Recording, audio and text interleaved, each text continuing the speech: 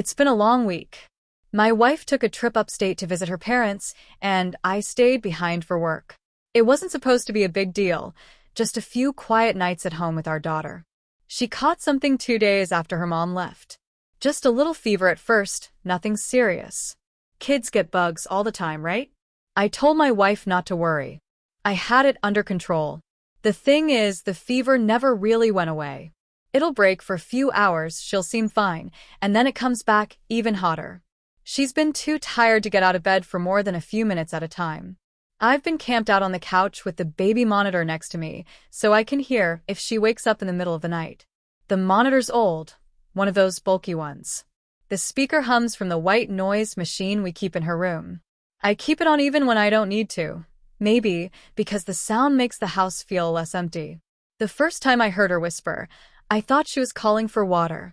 It was past midnight. I remember the way her voice crackled through the speaker, tired. Daddy. I went to her room, but she was fast asleep. Her lips were dry.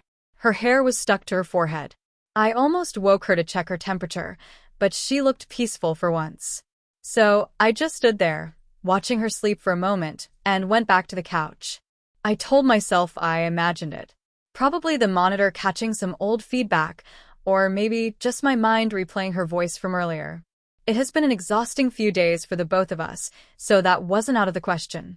That night continued without any more interruptions. The next night is when things took a turn for the worse. I had put her down to sleep around 8 p.m. She was run down and exhausted. Body aches, fever, and a headache. I had been giving her medicine throughout the day, and it seemed to only have a slight impact on her. In my mind, the only thing that was going to help was rest, and lots of it. She was asleep not 5 minutes after I put her in the crib. My nightly routine didn't change.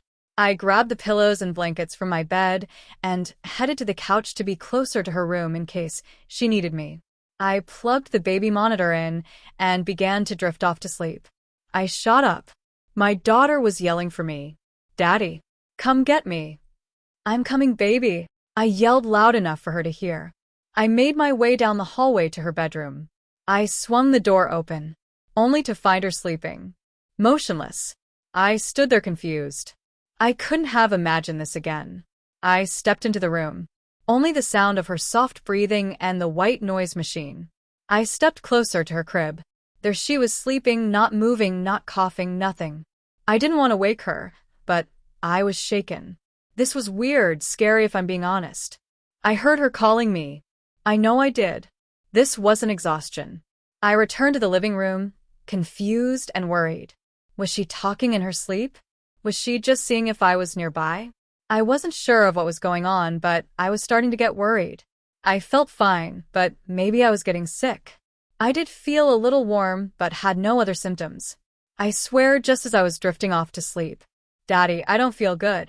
I didn't answer. I just ran straight to her room, nearly ripping the door off the hinges as I opened it. Sleeping. She was sleeping. I couldn't believe it. She had to be talking in her sleep. Maybe her fever had gotten worse. I stepped closer, this time determined to figure out what was going on. I reached into her crib to feel her forehead. I recoiled the moment my hand touched her. Intense heat radiated from her forehead. My hand hurt. In awe, I looked at my palm. A burn mark. My daughter was producing enough heat to burn my hand.